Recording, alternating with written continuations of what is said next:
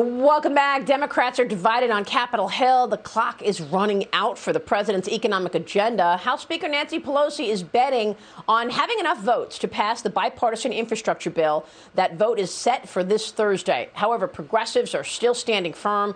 They say they will not pass the bill unless the larger social spending bill is advanced first. Joining me right now is Pennsylvania Congressman Dan Meuser. He's a member of the Foreign Affairs and Small Business Committees. And Congressman, it's always a pleasure to see you. Thanks very much for being here.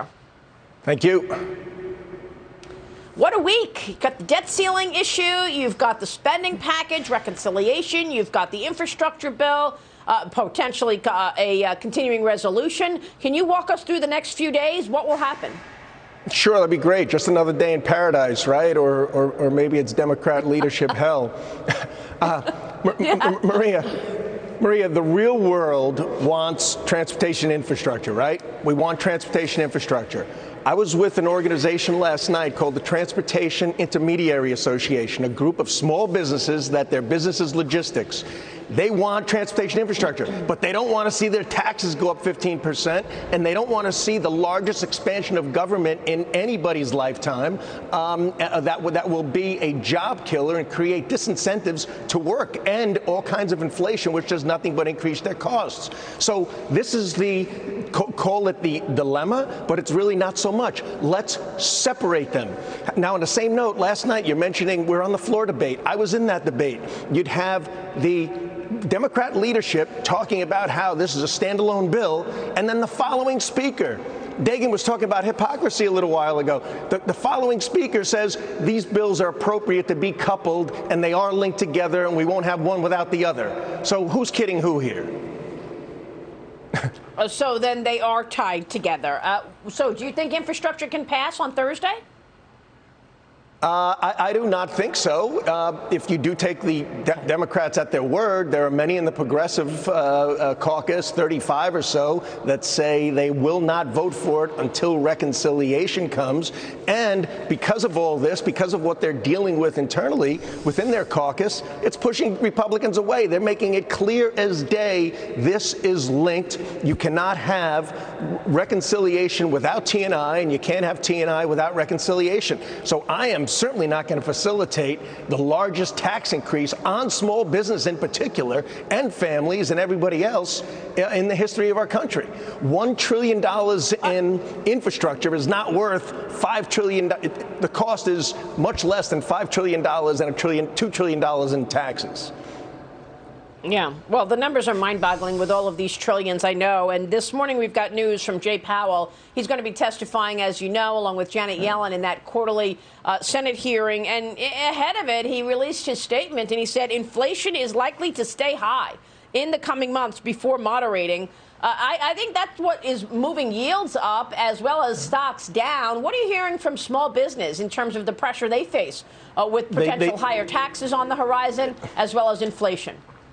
They're scared. Words like that, nervous. And meanwhile, we have a pretty hot economy, obviously far too much inflation being built up by far too many dollars chasing too few goods, and this likelihood of higher taxes, really a high level of uncertainty. And here's Jay Powell, for crying out loud, trying to defy gravity by saying, oh, yeah, all these dollars are not going to cause inflation. It's a short-term blip. No, it's lasting a lot longer than that.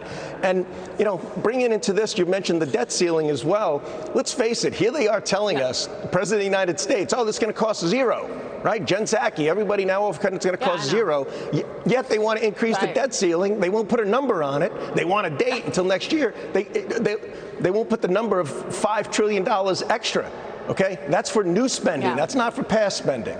It's all hypocrisy. Yeah, I know. I was blown away by President Biden saying it's not going to cost anything, and then Jen Psaki repeating that. Let me turn your attention to Foreign Affairs and Secretary of Defense Lloyd Austin, the chairman of the Joint Chiefs of Staff, General Mark Milley, will head to Capitol Hill this morning to that Senate hearing. The botched withdrawal from Afghanistan, obviously one of the main topics. The testimony in front of the Senate Armed Services Committee will mark Austin and Milley's first public testimony since the chaotic exit. Congressman, what do you want to hear out of these two? Of course, the call to his counterpart in China will also come up.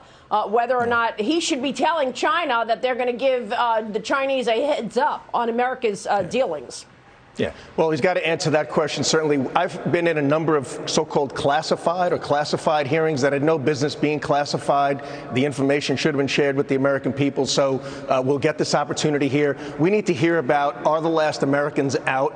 What is the plan moving forward? What is the alliance that's been created to assure that all kinds of massacres and atrocities don't occur in Afghanistan, and it's not a bed of terrorist development, as well as accountability? Who made these mistakes and why? That's the only way to fix them moving forward. And yeah, we need to hear from General Milley on why he thought he had the authority to give China, if it was true, a heads up on something that wasn't even developing in the first place. A lot of credibility questions. Do you want to see anybody resign as a result of the Afghanistan mess? I mean, you know, Secretary of State Anthony Blinken said that he takes full responsibility, and that was that. I mean, how do you take responsibility without stepping down? You've got Jake Sullivan, who used to work with Hillary Clinton. He was one of the people perpetrating the Russia lie for all of those years. Now he's back in power. Should somebody's head roll as a result of what just took place in Afghanistan?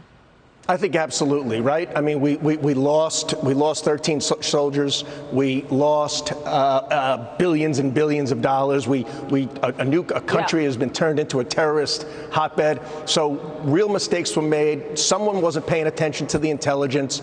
And yes, the American people want accountability. We must have, proverbially, a few heads to roll. Yeah, Congressman, it's good to see you this morning. We'll be watching all of that this morning and this critical week. Congressman Dan Meuser, always good to see you, sir. Thank you. Thank you so much. All right, we'll see you soon. Quick break, and then the White House